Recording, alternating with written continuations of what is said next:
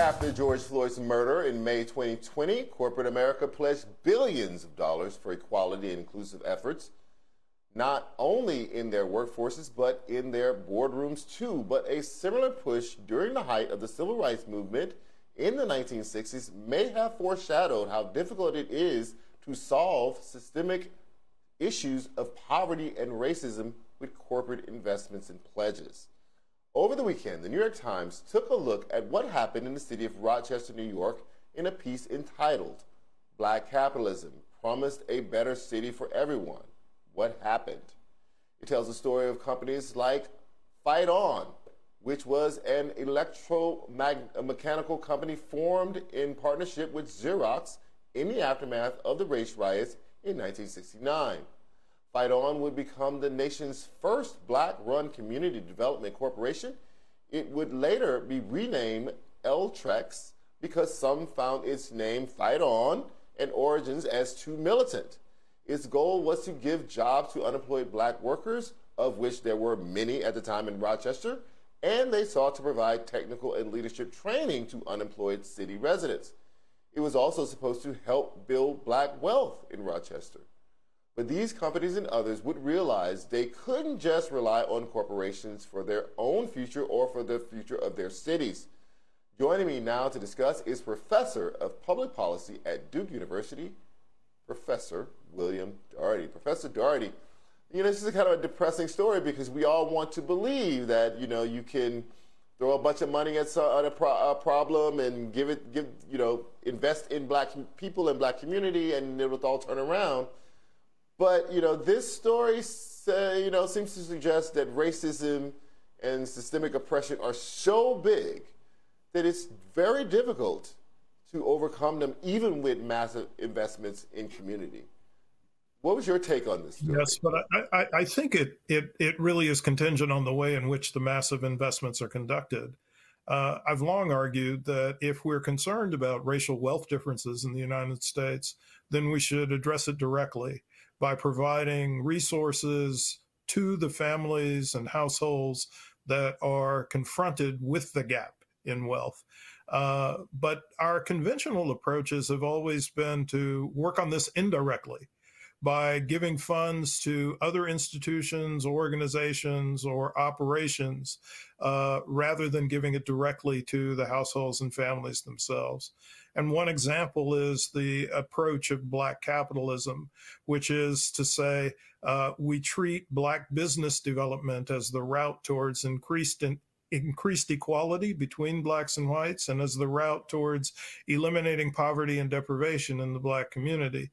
And unfortunately, business development, whether it's for Black or white-owned corporations, never has played a significant role in increasing the degree of equality and fairness in an economy that's predicated on competition and who wins the game on a day-to-day basis. Right, that's the argument that a lot of people make, that capitalism itself, whether black or white or whatever, is part of the oppressive problem.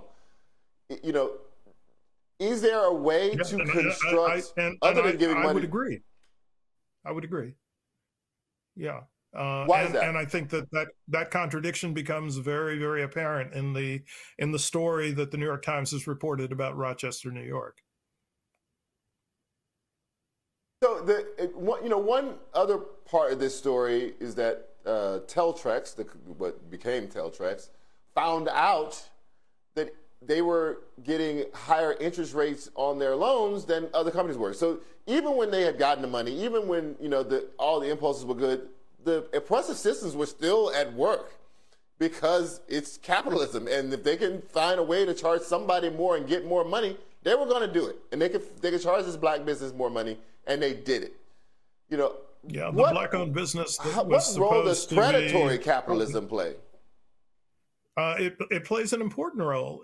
It plays a critical role in terms of perpetuating credit discrimination, which then makes it harder for Black businesses to be successful, but also it makes it harder for Black households to lead a better life because they're confronted with higher interest rate charges. This has been especially evident in the home mortgage market. and was part and parcel of the crisis that took place in the in 2008 and 2009 under the conditions of the Great Recession.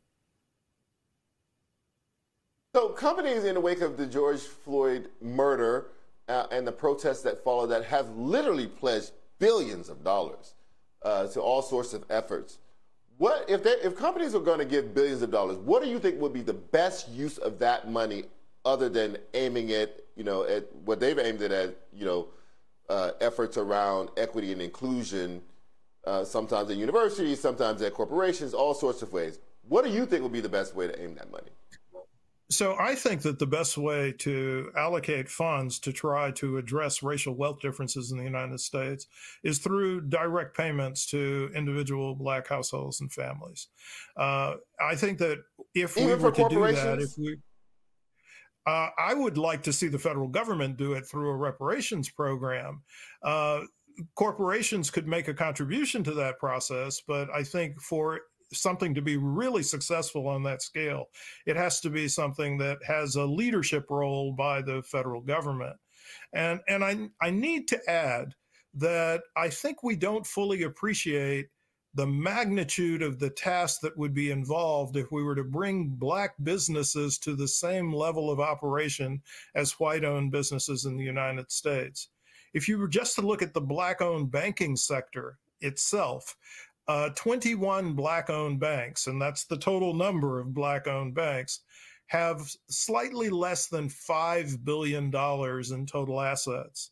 JP Morgan Chase alone has $3 trillion in total assets, and you would have to go down to the 250th ranked white-owned bank to identify a bank with an asset level that is similar to the asset level for all 21 Black-owned banks.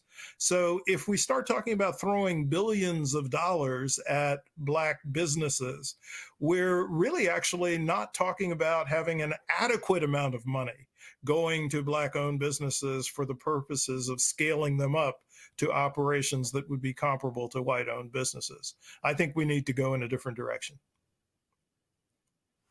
Professor Darity, enlightening as usual, sir, and we will always keep in mind that what your solution is, which is reparations, and we believe that here on this show too. Thank you so much for your time, sir. I really appreciate it. Your Black History Moment is next.